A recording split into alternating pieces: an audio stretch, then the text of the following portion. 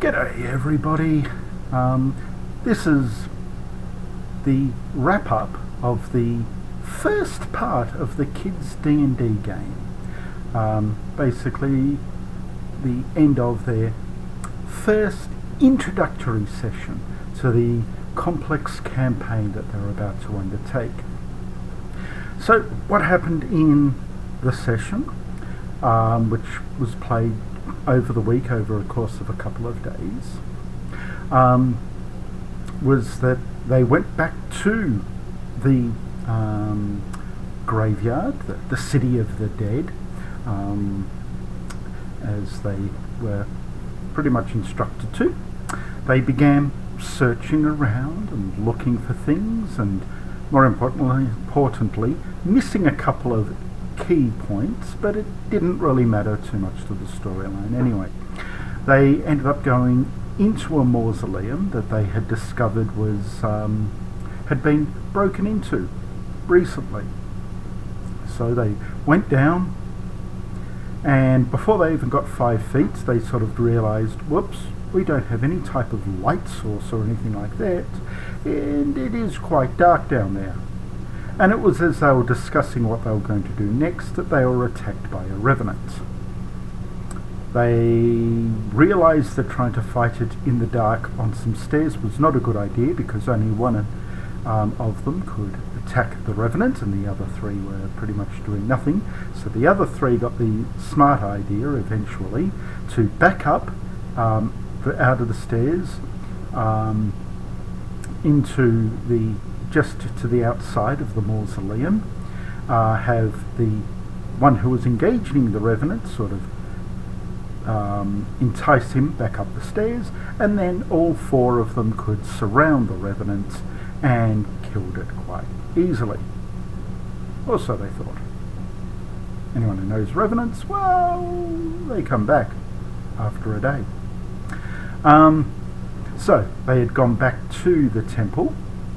They decided to get some amulets to help light their day, and then they went back to the graveyard the next day and went down into that mausoleum that they had discovered had been broken into, wandered down, and it opened up into a large area with sort of graves in the walls. I don't know I can never remember what you call those graves that are in walls in a mausoleum. Because they're not proper graves per se. Dead in the wall? I don't know. And then there was, of course, a small altar in the middle where last rites and things like that, and before the body is interred into the wall.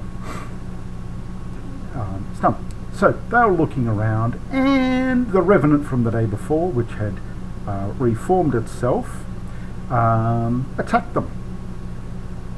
No, it didn't actually. No, it didn't. It remembered them and was cowering in a corner. And the characters decided to attack. And it basically did not return any physical attacks. It just tried to use its vengeful glare to paralyze them, to try and stop them from killing it. That failed. They killed it.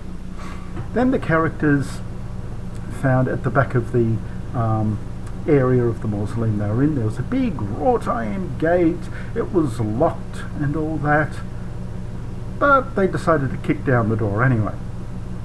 Kick open the door, which they did. They then went further down into the bowels of the mausoleum, where the lesser nobles were buried, and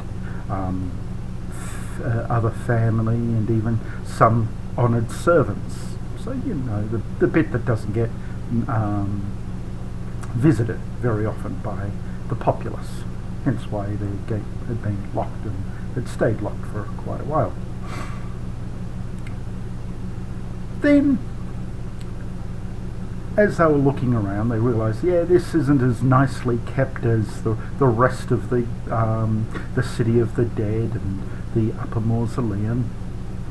One of the players suggested, oh, we better be careful, something might pop up, which gave me an idea. So I had them roll on a quick-made table that I had in front of me, and they fortunately rolled low and were just attacked by a dozen zombies, which they were able to dispatch quite quickly. Then they went further along and they discovered that at the back of this the bowels of the mausoleum, that there was a secret door. So they went through that secret door, and beyond it was a rough-hewn tunnel, so they were following that along, and then they came to another door, and they opened that door, and there were some zombies beyond that door, playing poker, using brains as their bets. So the zombies were quite engrossed in their game, hadn't noticed the players. The players then decided to sneak up. There were only 4 zombies, 4 players, characters. So they quickly dispatched their zombies, 1, 2, 3, 4. Then, soon after that, they were attacked by this big ogre zombie that came charging into the room and didn't last even a round. That was good. Good for them. Then they continued on to the next part of this rough-hewn and area. They opened up into a small cavern, and this time they came across some skeletons that were playing knucklebones.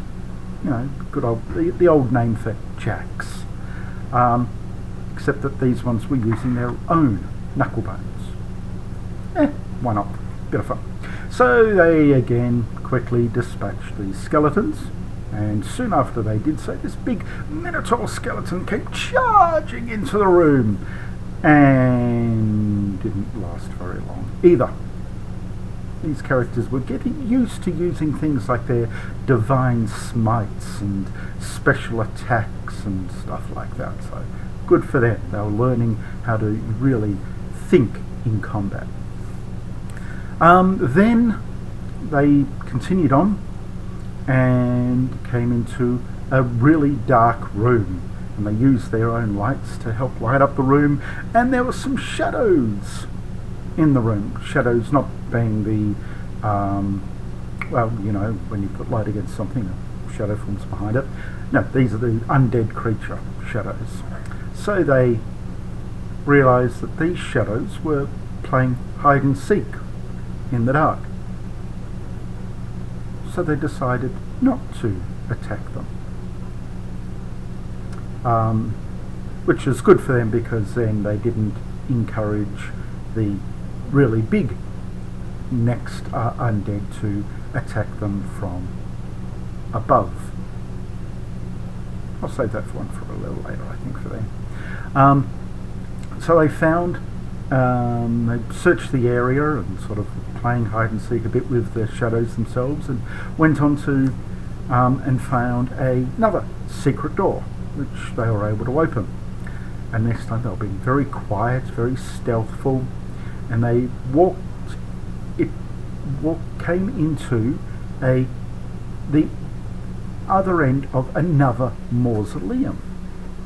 This time there was, in this one, there was some bookshelves on the wall with books, there was a desk, and with their back turned to them, because they'd come through a secret door from behind, was a figure that was reading a couple of books and making notes, had skeletal hands, and identified as evil. But what confused them is it didn't identify as undead to their divine sense. They were confused a bit by this.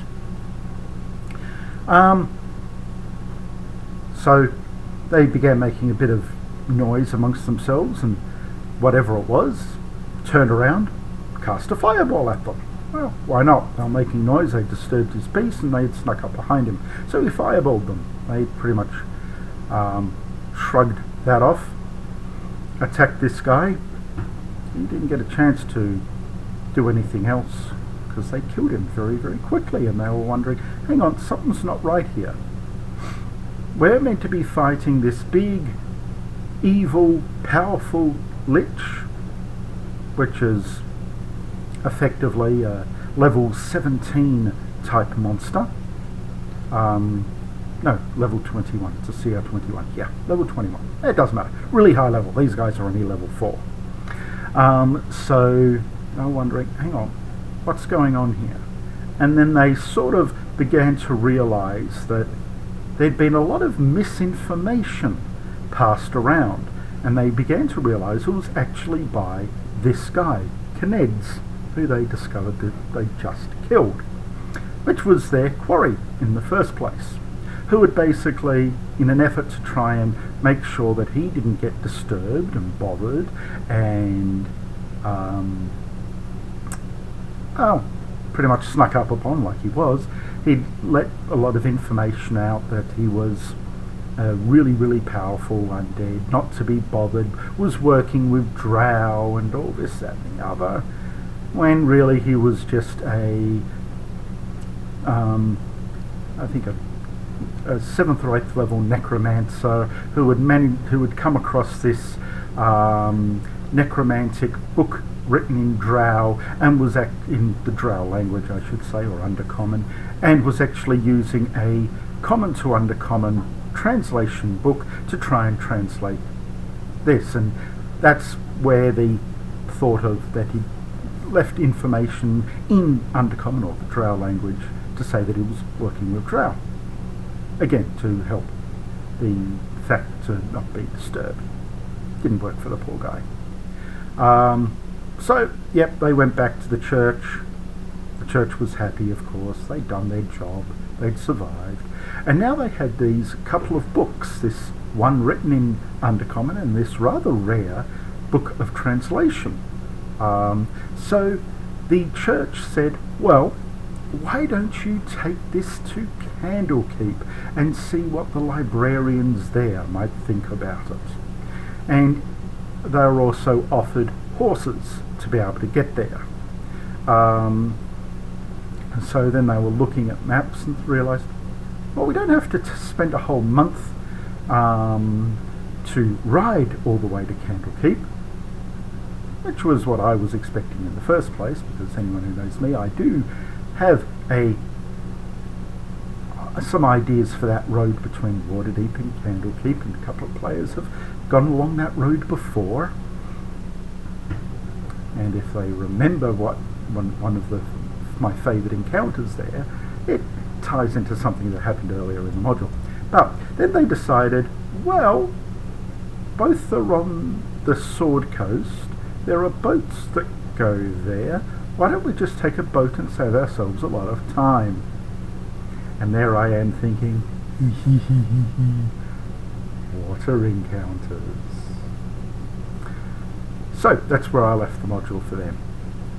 So they're going to be, the idea is travelling to Candlekeep, and this will dovetail quite nicely into a module that I'm going to be getting on Tuesday, I think Tuesday, Monday or Tuesday, called Canopy Mysteries. That's about to be released, which I think looks like a lot of fun. Look, it's basically a bunch of small adventures that go around the realms that I think a bunch of paladins of Torm would be quite good at doing. It'll give them thinking and other skills that they can learn in the D&D game that's meant to be run as part of a school. So, yeah. Okay, so there's the module.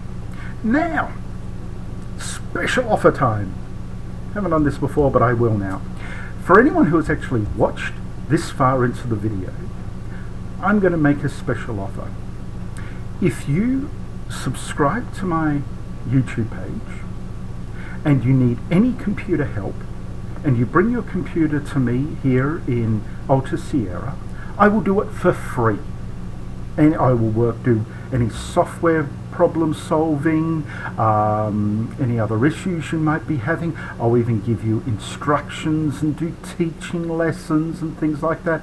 I'll even help you upgrade your computer. You need to provide the parts, but I'll do the labour for free for you. So all you need to do is just subscribe to here and mention that I've made this offer and it's yours, even if it takes me a couple of days to fully fix up and solve any issues you might be having with your computer, or you want me to do anything with your computer. And I'm talking PC here, not Mac. I don't touch Mac. Mac is a bad word. Okay? Sorry to the Bornhoffs, especially Jeff. I don't like Macs. I'm quite happy to do a factory reset on a Mac. That's about as far as I take it. But I'm talking PCs, laptops, that type of thing. I can even do some basic stuff on tablets and phones as well, if need be. So there's the special offer. So hope you enjoyed the video. I will put up the next one after the next session I do with the kids, although there is going to be a rather special personal one that I'm thinking of recording early next week, and that's just going to be on my Facebook page. I'm not going to put it on the Chaos Academy one. So again, if you want to be notified about that one, subscribe, please. It actually helps me know that I'm reaching some sort of audience and I'm not just flapping my lips here for no reason.